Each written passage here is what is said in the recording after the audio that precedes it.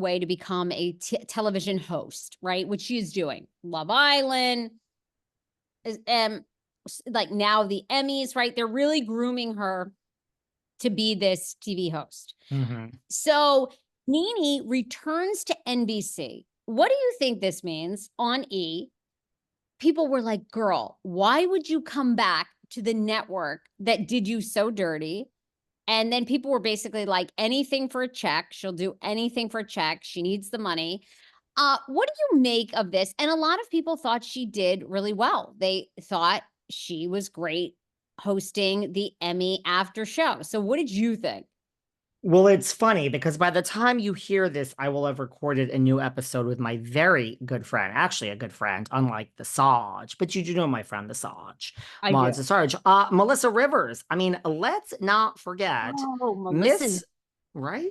I mean, she hosted Fashion Police. Like, this is in her wheelhouse. Fashion Police was on E. She hosted Fashion Police along with Brad, and we had the unfortunate minute of Kathy Griffin. They all hate Juliana still. I loved Bill Rancic on my podcast, but they all say she was the devil. So, I mean, this is in Nene's wheelhouse. I feel that I don't hold that against her. I think she needs a check? I do. I mean, would I go back to the network that did? Look, I just think maybe I was wrong because I'm starting to have a new theory in corporate America from running all the HR departments I did. It's like, look, if you sue, you're done. And I know Monique and blah, blah, blah, blah, blah. But could this be? Look, I think she did a great job. And I think she's qualified for the job. I don't know why she would turn this down. I would show up, I would shut up, I would do a good job, and I would hope for my next gig. I mean, is this like a foreshadowing? Because then there was a lot of people that are like, Nene is in heavy negotiations to return to RH. First of all, slow down. The current season of RHOA just filmed, is over. It hasn't even aired. We don't know anything about the season afterwards until we have a reunion. But could this be like just cracking that door for, we all know next season of RHOA is going to suck. I mean, we have a Kenya Moore who's either going to be there for 2 weeks and then gone or not there at all. We have Phaedra who comes in at the last 3 episodes or whatever the fuck it is. And we have a bunch of newbies. And I mean, we have Portia who can't even show anything going on in her life because of Simon. And it's just like, I mean, I think next season of RHOA is going to be a dog. So could this be like, if next season goes bad, maybe we'll just dip our toe in.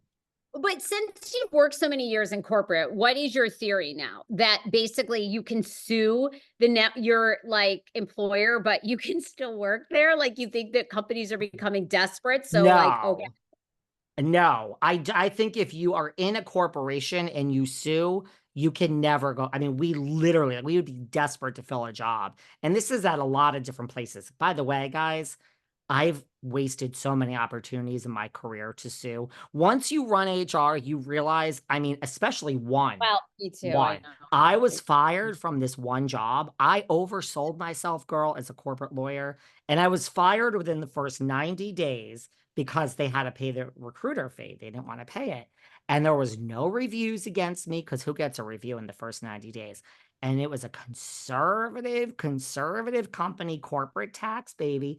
And they called me in to fire me, which, please make it very clear, I deserve to be fired after like 4 weeks, not 3 months. But I mean, there was like 13,000 people in the room, and they said over and over and over and over, it's nothing personal. It's nothing personal. Okay, so they fired you because you were gay. Well, they didn't. They fired me because I sucked, but I should have fucking sued. I should have sued. The point is, I know, me too. I should have sued. Yeah, the Kane show, but yeah, you know what I mean, right? For a hostile work environment. So I stand by my statement. But I think maybe in entertainment, nothing fucking matters.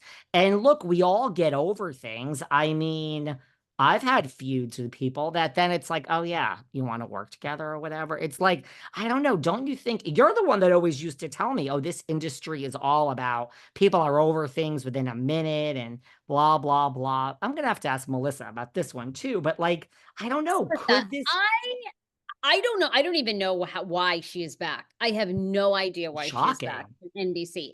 It's shocking. I mean, to me, is there no other talent? Did they feel like Ariana couldn't do it with Justin Sylvester alone?